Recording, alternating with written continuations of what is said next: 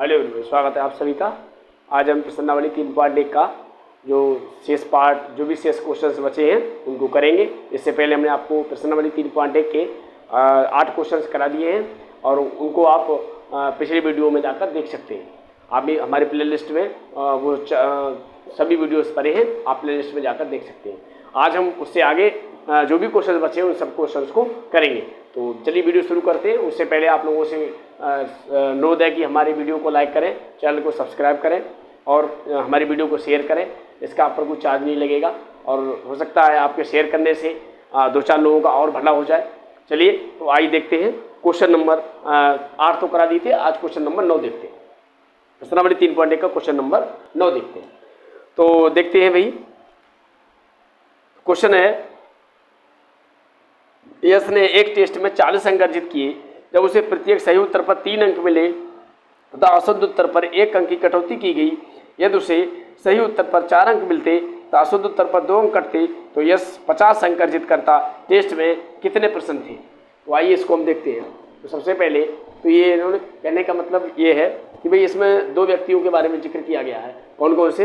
एक तो दो चीज़ों के बारे में जिक्र किया गया है कि इसने सही उत्तर और गलत उत्तर, तो सही उत्तर और गलत उत्तर के बारे में जिक्र किया गया है। तो हम मान लेंगे, माना सही उत्तर वाले प्रश्नों की संख्या कुछ है और गलत उत्तर वाले प्रश्नों की संख्या कुछ है। मतलब एक चर के बराबर सही उत्तर वाले प्रश्नों की संख्या को मान लेंगे और दूसरे चर के बराबर हम गलत उत्तर वाले प्रश्नों की संख्या को हम मान लेंगे।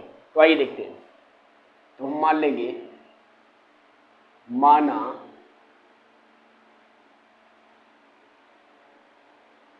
सही उत्तर वाले प्रश्नों की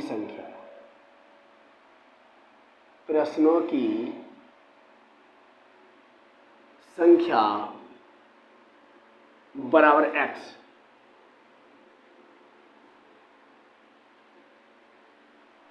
माना गलत उत्तर वाले प्रश्नों की संख्या बराबर 22। अब देखिए वो कह रहे हैं कि भाई सही उत्तर के लिए, प्रत्येक सही उत्तर के लिए 3 अंक मिलते हैं और गलत उत्तर के लिए 1 अंक की कटौती होती है। तो प्रत्येक सही उत्तर के लिए 3 अंक मिलते हैं, तो सही उत्तर वाले प्रश्नों की संख्या x है। तो सही उत्तर वाले प्रश्नों की संख्या x है, तो कुल सही उत्तर वाले प्रश्नों के कारण उसे कितने अंक मिलेंगे, आइए देखते हैं। सही उत्तर वाले प्रश्नों की संख्या x है और एक सही प्रश्न पर 3 अंक मिलते हैं, तो x प्रश्नों पर उसे 3x अंक मिलेंगे। गलत उत्तर वाले प्रश्नों की संख्या y है और एक गलत, मतलब जो है गलत उत्तर पर उसका 1 अंक कटता है, तो y गलत प्रश्नों पर उसके कितने अंक कटेंगे? तो भाई y अंक कटेंगे और जो भी कटेंगे उसमें से इसे माइनस कर देंगे और बराबर हो जाएगा। कितने अंक मिलते हैं? टोटल 40 अंक मिलते हैं। इसे मान लिया समीकरण नंबर 1। अब फिर से देख लीजिए पुनः। अब अगली बार कह रहे हैं कि भाई एक सही प्रश्न के लिए 4 अंक मिलते हैं और गलत उत्तर पर 2 अंक की कटौती होती है। तो मान लिया गलत उत्तर पर देखते हैं हम पहले प्रश्नानुसार। सही उत्तर पर 4 अंक मिलते हैं, तो x सही प्रश्नों के लिए कितने अंक मिल जाएंगे? 4x मिल जाएंगे। गलत उत्तर पर 2 अंक की कटौती होती है, तो y गलत उत्तरों पर कितने अंक कटौती होगी? तो 2y अंक कटौती होगी। टोटल कितने उसको अंक मिलते हैं? 50 अंक मिलते हैं। इसे मान लिया समीकरण नंबर 2। अब आप क्या करेंगे? इसको दोनों समीकरणों को प्रतिस्थापन विधि से हल करेंगे। तो इससे पहले भी हमने आपको प्रतिस्थापन विधि से हल करना सिखाया था, आइए इसे भी करते हैं। तो हम देखिए समीकरण 1 से मान निकालेंगे x का। तो हम लिखेंगे कि समीकरण 1 से x बराबर क्या हो जाएगा? देखो y उधर पहुंच जाएगा तो ये हो जाएगा y प्लस का हो जाएगा प्लस के 40 बटे में कितना हो जाएगा? 3, यानी x बराबर y प्लस के 40 बटे 3। समीकरण 2 में रखने पर या प्रतिस्थापित करने पर जो भी लिख दो। तो रखो भाई, तो समीकरण 2 है, 4 इसमें है और x की जगह हम क्या रखेंगे? x की जगह हम रखेंगे y प्लस 40 बटे में 3 -2y है तो -2y जो की तो रखिए बराबर में 50 है, बराबर में 50 रखिए। आगे देखते हैं इसको मल्टीप्लाई जब हम करेंगे तो यह हो जाएगा 4y हो जाएगा प्लस 4 चौक 16 160 हो जाएगा बटे में 3 माइनस, अब देखिए इस 3 की इधर मल्टीप्लाई हो जाएगी, 3 दूनी हो जाएगा 6y। अभी देखिए ये 3 बटे में आ जाएगा अब सबके, अब जब सबके बटे में आ जाएगा तो जब ये सबके बटे में है तो इसको जब इसकी मल्टीप्लाई इधर भी कर देंगे तो ये बटे वाला खत्म हो जाएगा। जब इसकी मल्टीप्लाई बराबर में कर देंगे, जब बराबर में मल्टीप्लाई करेंगे तो 50 3 150 हो जाएगा। अब इसको हम हल कर लें। आगे देखिए 4y ये है माइनस का 6y है तो कितना भाई देखो 1 प्लस का 1 माइनस का घटेगा और घट के बचेगा माइनस का 2y और माइनस का 2y बचेगा। इधर देख लीजिए इधर 150 है और इधर जब 160 जाएगा तो ये माइनस का 160 हो जाएगा। इधर माइनस के 2y इधर बचेगा माइनस का 10 तो -2 से जब -10 कटेगा तो y बराबर आ जाएगा भाई 5। यानी सही उत्तर वाले प्रश्नों की संख्या गलत उत्तर वाले प्रश्नों की संख्या 5 आ गई। अब देखो y का मान हम रखेंगे, x का मान निकाल लेंगे। अब हम रखेंगे कि y का मान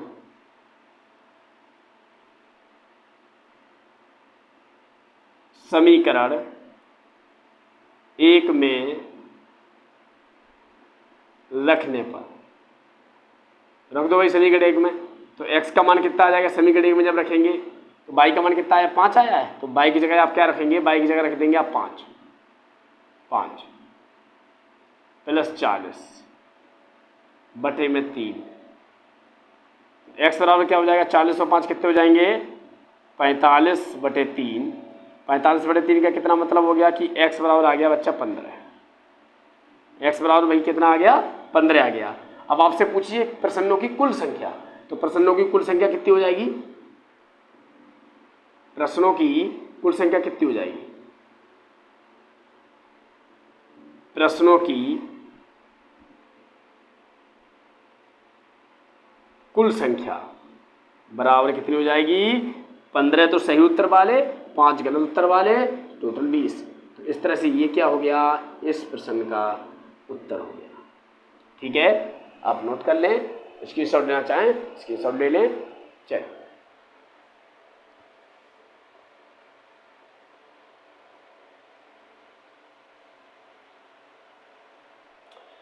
चलिए अगला क्वेश्चन देखते हैं। तो इसको मिटाने से पहले हटा देते हैं।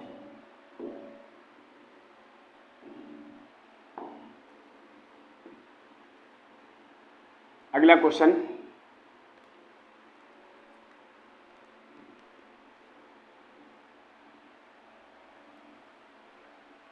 चलिए अगला क्वेश्चन देखते हैं भाई।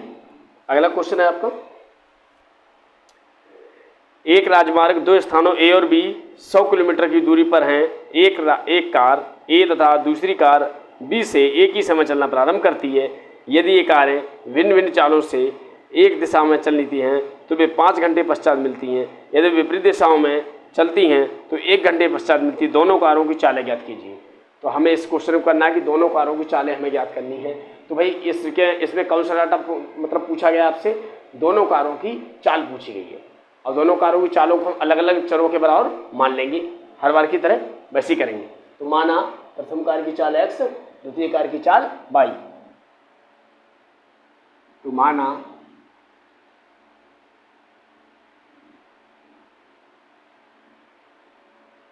पहली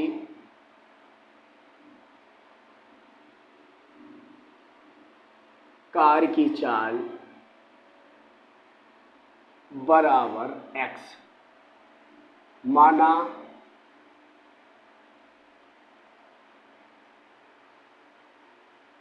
दूसरी कार की चाल बराबर मान ली y। अब आगे क्या करें, कह रहे दोनों कारें देखो।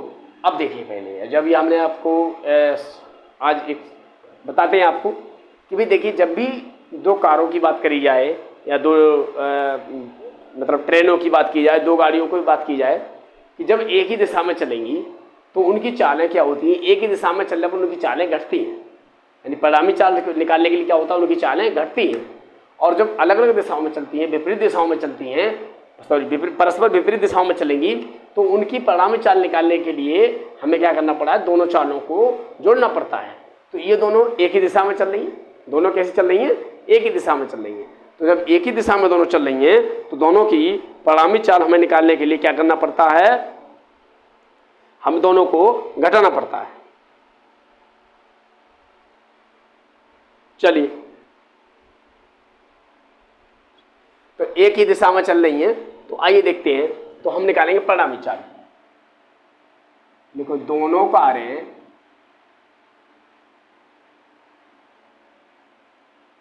एक ही दिशा में चल रही हैं, एक ही दिशा में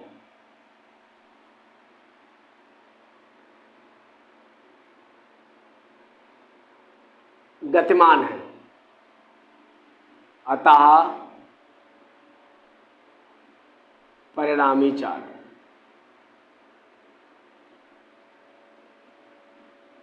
परिणामी चाल क्या हो जाएगी भाई, x minus y, x minus y, यानी दोनों की चालें परस्पर घट जाएंगी। अब देख लीजिए, पहले वो कह रहे हैं कि ये सब परिणामी चाल तो ये आ गई, कह रहे हैं 100 किलोमीटर का जो फासला था उसको तय करने में 5 घंटे लगते हैं। दोनों में कितने का फासला था, 100 किलोमीटर का, और उस फासले को तय करने में 5 घंटे का समय लगता है। तो हम जानते हैं कि दूरी बराबर क्या होता है, चाल गुणा समय। तो हम जानते हैं कि दूरी बराबर चाल गुणा समय। तो चाल हमारी कितनी है, x माइनस वाई, समय कितना है 5 घंटे, दूरी कितनी है 100 किलोमीटर, यानी ये 100 किलोमीटर की दूरी बराबर चाल गुणा समय, या चाल बराबर दूरी बटे समय, उसी से ये संबंध बना है कि दूरी बराबर चाल गुणा समय। तो हम देखिए 5 से ये कट जाएगा 100, तो ये हो जाएगा x माइनस वाई, यहाँ देख लीजिए x माइनस वाई बराबर आ जाएगा 20। ये समीकरण नंबर 1 मिल गया। अब फिर से देख लीजिए, अगली बार क्या है, अगली बार क्या है, यदि वे दोनों विपरीत दिशाओं में चलें तो वो 1 घंटे पश्चात, तो वे परस्पर क्या होती हैं, तो 1 घंटे पश्चात मिलती हैं। ठीक है, तो 1 घंटे पश्चात मिलती हैं, यानी अब देखो, अगर विपरीत दिशाओं में चलेंगी तो दोनों की चालें क्या होगी, परिणामी चाल निकालने की, तो दोनों की चाल जुड़ेंगी। ठीक है, प्रश्नानुसार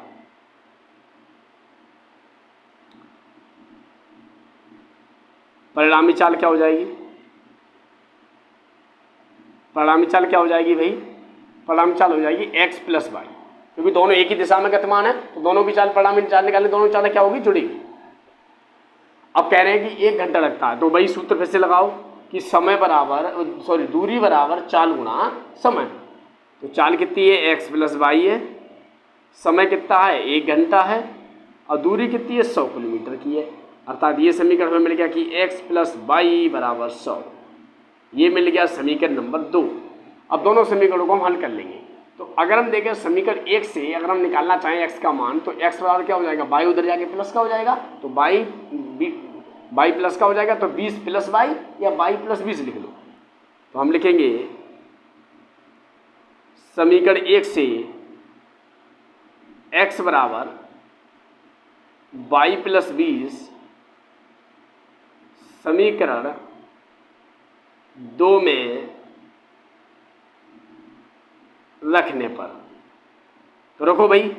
तो जब हम इसको समीकरण 2 में रखेंगे, तो समीकरण 2 में रखने पे क्या होगा भाई, समीकरण 2 हमारी है ये वाली, तो समीकरण 2 में रखो, x की जगह क्या रखोगे हम, y प्लस 20, और y तो पहले से है ये है, अब बराबर में हो जाएगा 100, एक बाई हो जाएगा 2 बाई, बराबर में 100 तो 100 है ही, उधर जाएगा 20, ये हो जाएगा माइनस का, 2 बाई बराबर कितना हो जाएगा 80, और 2 से 80 कट जाएगा, और बाई बराबर क्या हो जाएगा 40। अर्थात अगर हम देखें पहले बाई बराबर 40 आ गया, तो हम देखें भाई कि दूसरी कार की चाल हमने बाई मानी थी, दूसरी कार की चाल हमारी 40 किलोमीटर प्रति घंटा आ गई। अच्छा, प्रथम कार की चाल निकालने के लिए क्या करेंगे हम, बाई का मान समीकरण 1 में या 2 में हम रखेंगे। तो आइए देखते हैं, तो हम रखेंगे बाई का मान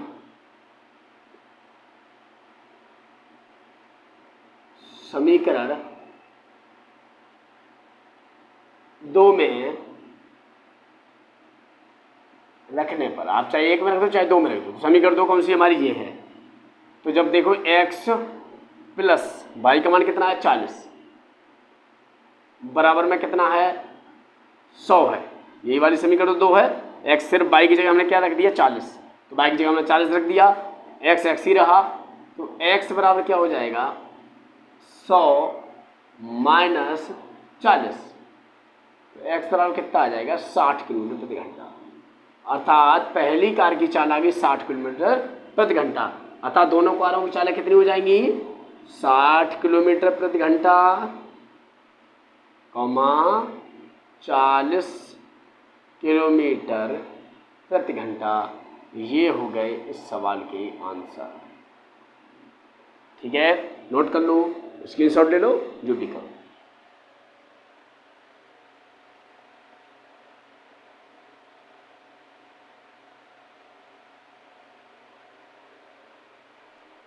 चलिए अगला क्वेश्चन देखते हैं भाई। तो अगला क्वेश्चन देखते हैं, इसको मिटा देते हैं।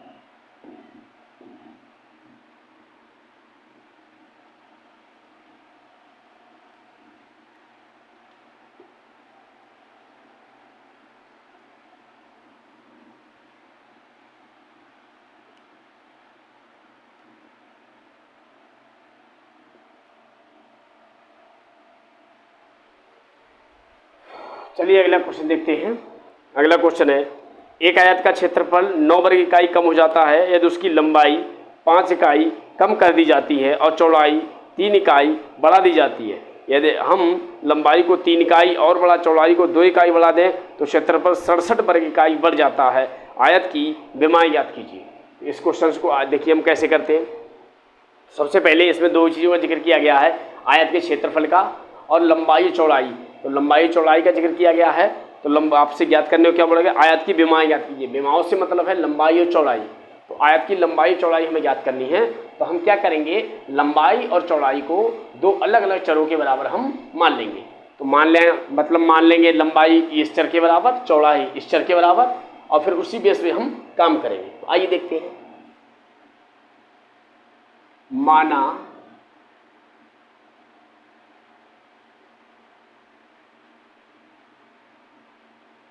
आयत की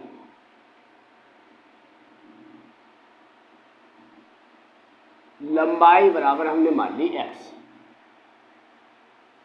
माना आयत की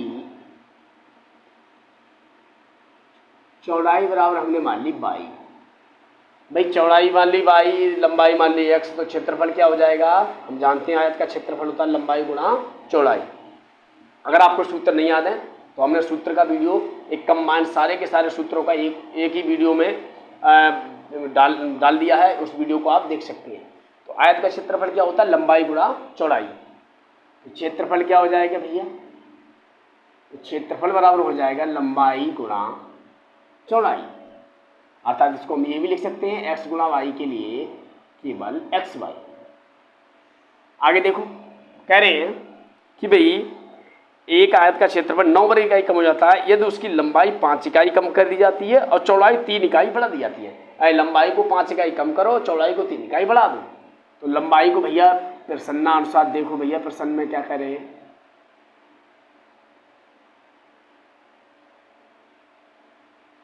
कह रहे हैं लंबाई को तो 3 इकाई कम कर दो, लंबाई को भैया 3 इकाई कम कर दो, सॉरी 5 इकाई। तो लंबाई को 5 इकाई कम करो, लंबाई हमने x मानी है, इसको 5 इकाई कम कर दो। चौड़ाई को 3 इकाई बढ़ा दो, चौड़ाई कितनी है, तो चौड़ाई को 3 इकाई बढ़ा दो। चौड़ाई हमने y मानी है, इसको हमने 3 इकाई बढ़ा दिया। तो क्षेत्रफल क्या रहा है, क्षेत्रफल 9 वर्ग इकाई कम हो जाता है। तो भाई क्षेत्रफल का सूत्र तो वही रहेगा, चाहे लंबाई कमाओ चौड़ाई कमाओ कितनी भी कर दो, तो क्षेत्रफल का सूत्र क्या रहेगा, लंबाई गुणा चौड़ाई। और बराबर में क्या होगा, क्षेत्रफल पहले क्षेत्रफल क्या था xy, करें इससे 9 वर्ग इकाई कम हो जाता है। तो कम होने का मतलब घटाना, कम होने का मतलब क्या होगा, घटा दो। यानी पहले क्षेत्रफल xy था, तो ये सब करने पर 9 वर्ग इकाई कम हो जाता, तो कम होने का मतलब हमने 9 घटा दिया। इसके बाद देखते हैं, इसको मल्टीप्लाई कर लीजिए। तो एक्स बाई की मल्टीप्लाई करेंगे सबसे पहले, तो एक्स बाई हो जाएगा। सबसे पहले इसकी इससे करी तो एक्स बाई हो गया। अब इसकी इससे करेंगे तो ये हो जाएगा प्लस के 3x हो जाएगा। इसकी 5 से करेंगे तो माइनस के 5 बाई हो जाएगा। अब 5 की 3 से करेंगे तो माइनस प्लस माइनस के 5 दिया 15 हो जाएगा। अब बराबर में एक्स बाई माइनस 9, क्योंकि एक्स बाई प्लस के इधर एक्स बाई प्लस के इधर बराबर के चिन्ह के दोनों ओर जब बिल्कुल सेम पद हो दोनों को काट दिया करो। तो इस तरह से ये समीकरण हमारा बचेगा 3x माइनस 5y बराबर, देखिए बराबर में माइनस के 9 तो पहले से ही है, क्योंकि एक्स वाई तो कट गया, माइनस 9 तो बचे ही है। अब ये 15 इधर जाएंगे तो ये 15 हो जाएंगे प्लस के, तो ये हो जाएंगे 3x माइनस के 5y बराबर, तो एक माइनस का एक प्लस का तो घटेगा, तो फाइनली बचेगा 6। 9 6 15 होते हैं तो घट जाएगा। और इसे मान लिया हमने समीकरण नंबर 1। अब फिर से देख लीजिए आगे क्या कर रहे हैं, आगे देखिए, आगे देख कह रहे हैं यदि लंबाई को 3 इकाई और चौड़ाई को 2 इकाई बढ़ा दें तो क्षेत्रफल 67 बड़े इकाई बढ़ जाता है। अब की बार में दोनों को बढ़ाने की बात कही है। लंबाई को 3 इकाई बढ़ा दो तो लंबाई x है तो 3 इकाई बढ़ा दिया, चौड़ाई को 2 इकाई बढ़ा दो, चौड़ाई y है तो 2 इकाई बढ़ा दिया। क्षेत्रफल का सूत्र लंबाई गुना चौड़ाई ही रहेगा। तो क्षेत्रफल क्या हो जाता है, पहले एक्स वाई था क्षेत्रफल, अब बढ़ के 67 इसमें बढ़ जाता है, तो 67 जो क्या होता है बढ़ जाता है। तो अब इसकी मल्टीप्लाई कर लिए तो एक्स वाई की मल्टीप्लाई एक्स वाई ही हो जाएगी।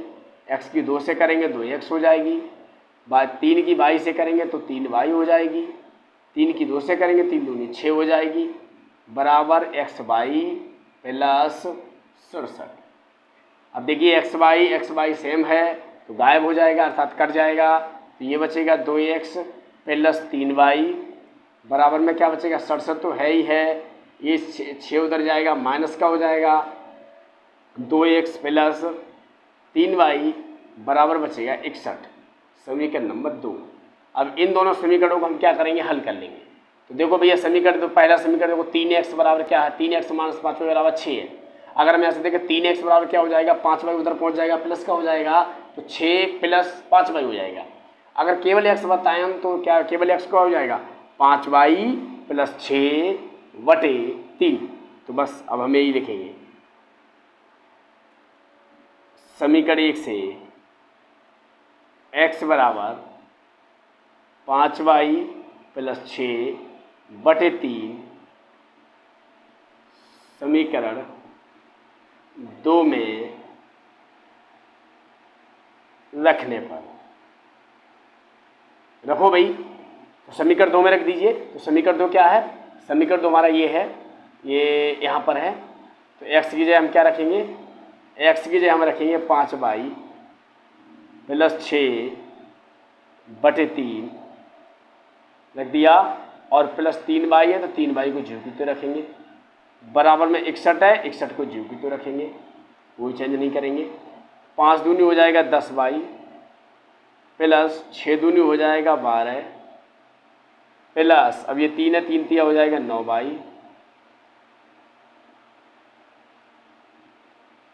बराबर में कितना हो जाएगा 61 तियाँ, 61 तियाँ कितना हो जाएगा, 61 तियाँ हो जाएगा 6 तियाँ 18 180, और 61 तियाँ हो जाएगा 183।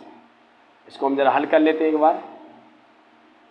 10y और 9y कितने हो जाएंगे, 10y और 9y कितने हो जाएंगे 19y हो जाएंगे बराबर में 183 तो है ही है ये। अब 183 में से उधर 12 जाएगा, इधर माइनस का हो जाएगा, तो 19y बचेगा, 19y बराबर बचेगा कितना 171। 19 से कट दो 19 नेम 171, अर्थात y बराबर कितना आ जाएगा 9। देख लीजिए आयत की लंबाई हमें कितना मिल गया, x का मान जो मिला है, x का मान कहाँ पे मिला है, अच्छा अभी x का मान नहीं मिल पाया है, y का मान मिला है, तो हमें चौड़ाई मिल गई 9। तो आयत की चौड़ाई हमें 9 वर्ग इकाई मिल गई। लंबाई निकालने के लिए हम क्या करेंगे, y का मान हम रखेंगे। आइए देखते हैं, तो लिखेंगे y का मान समीकरण 1 में रखने पर। तो रुको भी y का मान समीकरण की ये है, 3x तो है ही है, -5 गुणा y का मान कितना आया, 9 आया है, 9 रख दो, बराबर में कितना 6 है, 6 रख दो, 3x 9 पंजे माइनस के 45 बराबर में 6, 3x बराबर कितना हो जाएगा, 6 तो है ही है, और 45 उधर जाके प्लस के हो जाएंगे, 3x बराबर क्या हो जाएगा, 45 और 6 कितने हो जाएंगे, 51, 3 से काट दो, x बराबर कितना आ जाएगा, 17। अर्थात आयत की लंबाई आ गई 17 वर्ग इकाई, चौड़ाई आ गई 9 वर्ग इकाई। तो लंबाई कितनी मिल गई, 17 वर्ग इकाई, सॉरी वर्ग इकाई नहीं, सॉरी आई एम सॉरी, वर्ग इकाई नहीं, 17 इकाई की वर्ग इकाई तो क्षेत्रफल में आता है, क्षेत्रफल का मात्रक होता है, 17 इकाई लंबाई हो गई और चौड़ाई क्या हो गई, 9 इकाई। ठीक है, इस तरह से इस क्वेश्चन का आप हल देख सकते हैं। आप स्क्रीनशॉट लेना चाहें तो स्क्रीनशॉट ले सकते हैं। और तो ठीक है, इसी तरह से इसी प्रकार की वीडियो पाने के लिए हमारे चैनल को सब्सक्राइब करें और वीडियो को लाइक करें और मिलते हैं अगले पार्ट में। वीडियो देखने के लिए धन्यवाद।